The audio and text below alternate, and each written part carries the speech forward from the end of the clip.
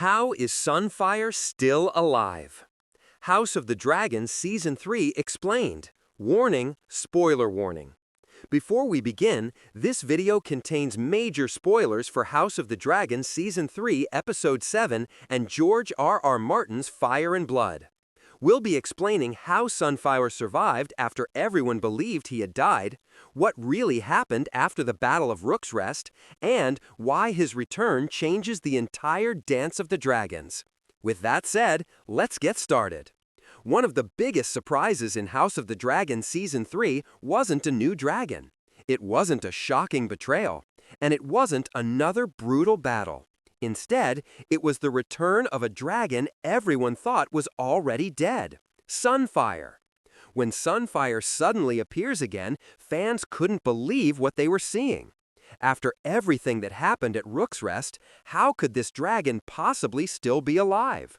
Didn't Sunfire crash to the ground after fighting Melies? Didn't everyone believe he had died alongside King Aegon?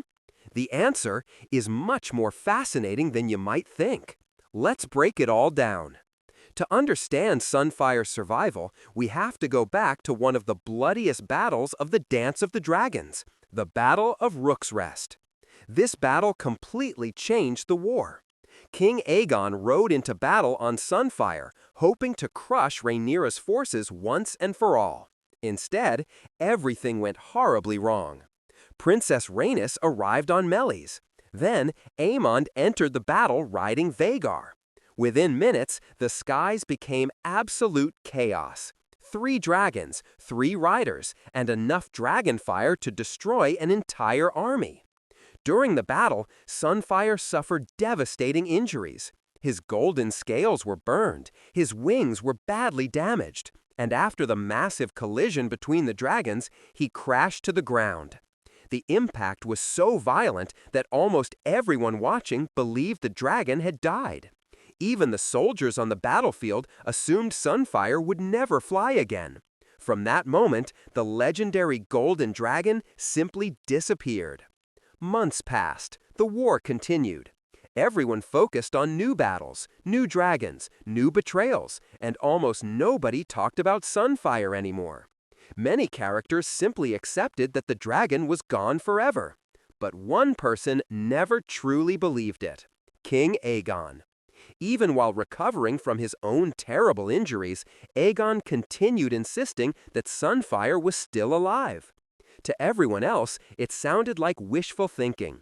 After everything he'd lost, people believed the king simply couldn't accept losing his dragon too.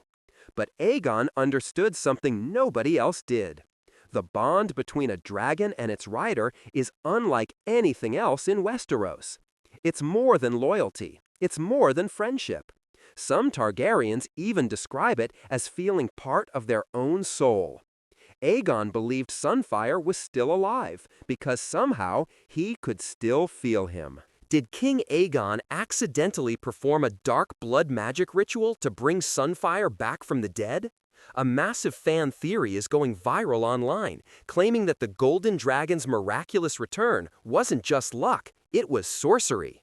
The theory focuses on the emotional moment when Aegon visits the forest and pulls a single golden scale from Sunfire's seemingly lifeless body.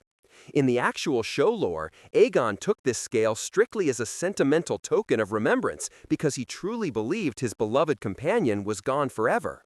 However, imaginative fans noticed a crazy coincidence. Shortly after taking that scale, Aegon was forced to kill an enemy soldier before fleeing the camp. Theorists claim this death acted as an accidental blood sacrifice, sending a surge of dark magic through the scale to jumpstart the dragon's heart. While that theory is incredibly creative, the real explanation behind Sunfire's survival is actually biological. Because of the ancient Valyrian magic built directly into their blood, dragons can enter a deep state of hibernation known as brumation when they suffer severe trauma. Sunfire slowed his metabolism to a near halt and stopped all visible breathing so his body could quietly heal his horrific burns over several months. Ultimately, it wasn't a blood ritual that woke the beast, it was the mythic, telepathic connection between dragon and rider. When Aegon was surrounded by enemies and faced immediate physical danger, the intense fear and adrenaline triggered a shockwave through their shared psychic bond. This telepathic alarm snapped Sunfire right out of his coma, causing him to rumble out of the woods just in time to burn the attackers to ash. So while the blood sacrifice theory is an amazing concept, Sunfire is alive because of pure reptilian survival and an unbreakable bond with his king. What do you think of this theory? Instead of dying after crashing, the dragon remained hidden, slowly recovering from catastrophic wounds. Unlike ordinary animals, dragons possess extraordinary endurance. Their bodies heal slowly, but they heal. Even terrible injuries that would kill almost any creature can sometimes be survived by a dragon. That's exactly what happened to Sunfire. Another clue was hiding in plain sight. When the show wanted audiences to know a dragon had truly died, it made that unmistakably clear. Take Meleys, for example. Her death is shown beyond any doubt. But with Sunfire, the show never actually confirmed his death. Instead, it focused on his terrible injuries. Looking back, that wasn't an accident. It was HBO, carefully setting up one of Season 3's biggest surprises. Sunfire's survival also tells us something important about the dragon himself. Throughout the series, Sunfire has often been described as one of the most beautiful dragons ever born. His golden scales shimmer in the sunlight. His appearance almost seems too perfect for war. But beneath that beauty, Sunfire is incredibly resilient. The dragon refuses to give up, much like his rider. Both Aegon and Sunfire are left broken after Rook's rest. Both are dismissed by their enemies. Both spend months recovering from wounds that should have killed them. And both eventually return when nobody expects them to. Their stories mirror each other perfectly. Book readers may have recognized this moment immediately.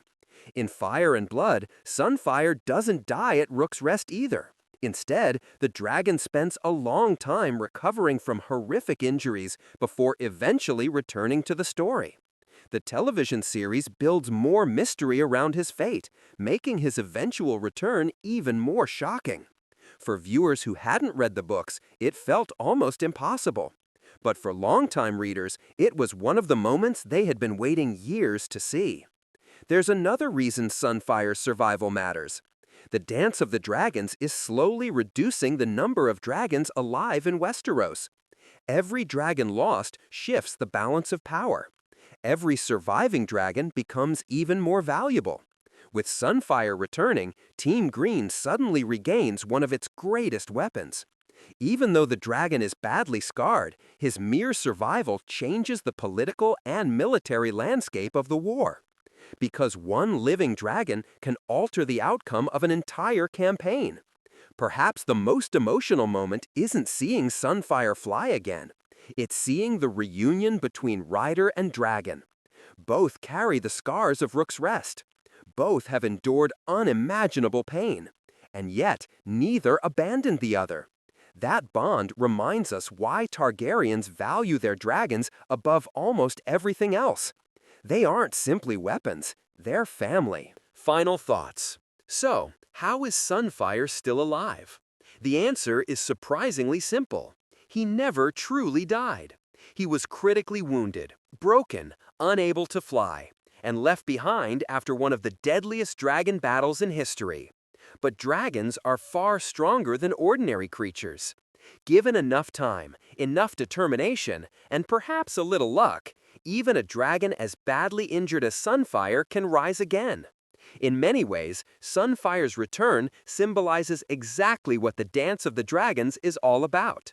No matter how devastating the war becomes, no matter how many believe someone is finished, the survivors always find a way to return. And sometimes, those who are written off become the most dangerous players of all. With Sunfire alive once again, the balance of the war changes. The Greens regain hope, and the battles still to come become even more unpredictable. So what do you think? Will Sunfire recover enough to become one of the most important dragons in the Dance of the Dragons?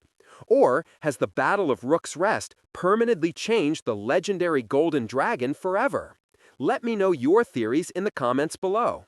And if you enjoyed this breakdown, don't forget to like, subscribe, and turn on notifications for more House of the Dragon Explained videos, hidden details, ending breakdowns, and Fire and Blood lore.